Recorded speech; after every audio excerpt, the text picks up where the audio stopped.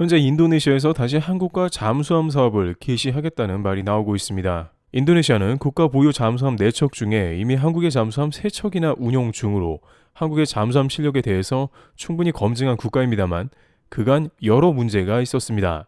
실제 인도네시아의 이러한 갑작스러운 태도는 지금까지의 행보 때문에 의문을 던져주고 있는데 대우조선해양과 잠수함 3척을 계약해놓고 아직도 묵묵부답 상태이기 때문입니다. MOU 형태가 아니라 명백하게 계약을 했기에 이는 반드시 이행해야 하는 사안임에도 불구하고 인니 국방부 측은 계약금을 입금하지 않았고 지금까지 오고 있는 상황으로 알려졌습니다. 하지만 그럼에도 불구하고 인도네시아는 한국과 계속 접촉해 잠수함 사업을 타진한다는 소식입니다.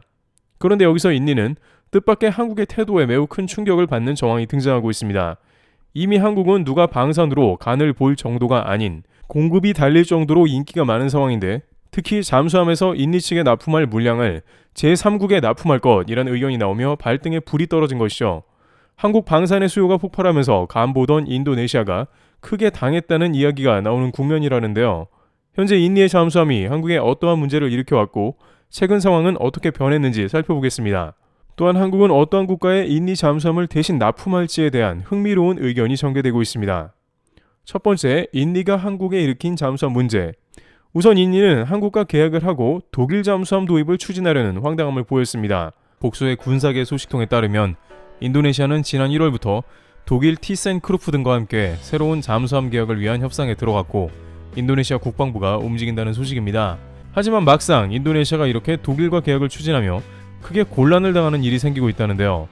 우선 인도네시아는 최근 군 현대화 산업의 일환으로 전군을 업그레이드하는 데 역점을 두고 있습니다.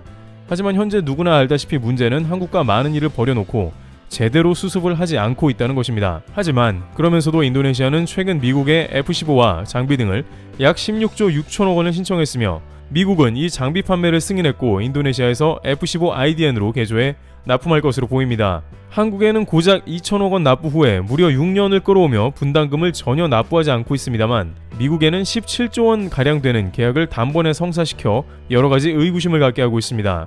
특히 인도네시아는 한국의 코로나로 인해 경제가 침체되었다면서 돈이 없다는 어필을 해왔는데요. 하지만 인도네시아는 자원대국이고 국방비는 국가 예산 중 우선순위가 매우 높기 때문에 한국의 1조 7천억 원 정도 되는 분담금 납부도 그리 부담이 어렵지 않을 액수이기도 합니다. 게다가 인도네시아는 그것도 어렵다고 하여 팝유로 납부하겠다고 했지만 그것조차 미루고 있으며 결국에는 미국 F-15나 프랑스 라팔에 비해서 한국 기체를 못 믿고 있다는 말이 나옵니다. 결국 국가의 신뢰 문제라는 이야기가 나옵니다만 또 다른 쪽에서 보면 그것도 아니라고 합니다. 예를 들어 인도네시아는 수도 이전 사업에서 한국의 노하우를 그대로 흡수하기 원하며 지난 7월 인도네시아 공무원들 수십 명을 정부 세종청사 등에 파견해 수도 이전 노하우를 배우고 돌아갔습니다. 그리고 최근 조코이 대통령 방문 시 송도 신도시를 계획하고 건설한 포스코 건설을 비롯해서 현대차 등 많은 기업과 함께 인도네시아 신도시에 참여해달라는 간곡한 부탁을 하기도 했습니다. 또한 자카르타가 점점 지반이 침하하며 가라앉아 한국의 방파제 기술 도입을 고려하고 있습니다. 한국은 방파제를 다수 건설했었고 경험이 누적되어 인도네시아에 건설하겠다며 지원 의사를 밝혔습니다. 특히 인도네시아는 섬나라이고 한국은 반도 국가라 그런 면에서 본받을 게 많이 있다고도 말했습니다. 또한 인도네시아는 LG전자를 비롯해 포스코 인터내셔널 등 컨소시엄을 구성해 니켈 광산 개발을 추진 중이며 전기차 분야 배터리 수출의 선두가 되겠다며 한국 기업에 대한 적극 협력을 요청했습니다. 하지만 작금의 인도네시아 독일 잠수함 계약 추진은 한국으로서는 더욱 이해가 안 되는 부분인데요. KF-21 같은 경우 아직 완성체가 나오지 않아서 혹은 공동개발이 불안하니까 그런다고 핑계를 댈 수 있어도 잠수함의 경우 이미 한국은 인도네시아 잠수함 3척을 모두 훌륭하게 인도해온 상황입니다. 지난 2021년 최초 해외 수주를 받은 잠수함 3척은 모두 인도네시아에 순조롭게 인도되었습니다. 인도네시아는 그동안 한국 잠수함을 사용하며 충분히 만족하는 모습을 보여오기도 했습니다. 그런 맥락에서 인도네시아는 대우조선해양에 3척이나 추가로 계약을 넣은 것으로도 보입니다. 그런데 이 상황에서 그들은 한국의 계약금을 끝까지 납부하지 않고 독일로 방향을 틀어버렸습니다. 쉽게 이해가 되지 않는 부분이 분명한데요. 하지만 이는 지난 인도네시아 잠수함 침몰 사고와도 연관되어 있습니다. 베트남 익스프레스에 따르면 인도네시아의 국방위원회 하사누딘 장군은 2021년 난겔라 잠수함 침몰은 바로 한국의 잠수함 정비 이후에 나타난 것 같다며 53명이나 사망한 책임을 한국에 물었습니다. 그는 한국이 정밀검사와 정비를 했는데 그 이후 구성품을 변경했고 잠수함의 구조를 비롯해서 어뢰 발사 시스템에 영향을 끼치는 등 잠수함의 침몰에 적지 않은 역할을 했다는 것입니다. 그런데 이러한 인도네시아의 주장은 한국으로선 받아들이기 매우 어려운 국면이 있습니다. 우선 잠수함의 마지막 정비는 2010년에서 12년 사이에 이뤄져 거의 9년이 넘은 상황이었죠. 보통 잠수함 정밀 정비는 5, 6년 사이에 이뤄지는 것이 권고사항이지만 인도네시아는 이러한 한국의 제안을 무시했으며 정비 기간이 지났다는 것을 보여주고 있습니다. 게다가 이 잠수함은 한국에서 정비를 받을 게 아니라 독일에서 정비를 받아야 하는 것입니다. 애초에 독일산 잠수함인데 한국에 요청을 했고 부품과 일부 사안은 바뀌는 것도 당연합니다. 독일이 정비를 미루고 지원하면서 비슷한 독일산 잠수함을 다루는 한국에 요청한 것으로 보이는데 한국은 정비도 잘 마쳤으며 그동안 사고도 없다가 정비 권고 기간이 지난 후 사고가 난 것입니다. 아무튼 이렇게 황당한 이유 가운데 인도네시아에선 한국산 잠수함 계약금을 납부하지 않은 걸로 보입니다. 하지만 독일 잠수함 도입 계획은 여러가지 현재 문제로 좌절되었는데 한국으로 유턴한 게 아니라 프랑스였습니다. 이번에는 독일이 아니라 프랑스의 나발그룹 잠수함을 들이겠다는 황당한 조치가 연달아 이어진 것입니다. 하지만 이조차도 여유치 않은 상황인데 이는 최근 수년간 팬데믹으로 공급망이 마비가 온 데다가 독일도 그랬지만 프랑스도 제때 잠수함을 납품할 만한 여유가 전혀 되지 않는 것으로 전해졌습니다. 게다가 프랑스는 잠수함 계약에 매우 예민한 상황인데 호주가 프랑스와 계약했다가 미국으로 바꾸며 뒤통수 쳤고 만약 인도네시아가 프랑스 잠수함을 계약했다가 다시 뒤통수를 친다면 엄청난 역풍 예상됩니다. 인도네시아는 프랑스의 라팔 전투기도 구매해야 하기 때문에 프랑스 나발그룹 추가 계약은 부담스러웠던 것이죠. 결국에는 다시 한국으로 돌아오려는 움직임이 생겼고 이에 다시 대우조선해양 등이 언급되고 있는 겁니다. 한국은 납기가 정확하고 AS는 물론 가격도 경쟁력이 있다는 의견이 나온 겁니다. 무시하며 계약금을 내지 않고 버티더니 이제 와서 항공만 한 게 없다 이런 상황이라는 얘기입니다. 그런데 이렇게 독일산 잠수함을 추진한 인도네시아는 뜻밖의 상황에 큰 곤란을 겪는 모습이 나오는데요. 우선 최근 인도 정부의 잠수함 사업에서 한국은 독일, 프랑스와 경합했지만 가장 높은 점수를 받았고 성능과 기능 면에서 우수한 평가를 받기도 했는데 이는 한국의 방산과 조선업 평판이 좋기 때문입니다. 결국 이 가운데 한국 방산 제품에 끊임없는 호평을 하고 있는 필리핀에서 놀라운 소식이 들려왔는데 필리핀은 한국의 FA-50과 같은 경공격기는 물론 이제 국가 첫 잠수함을 한국산으로 검토 중입니다.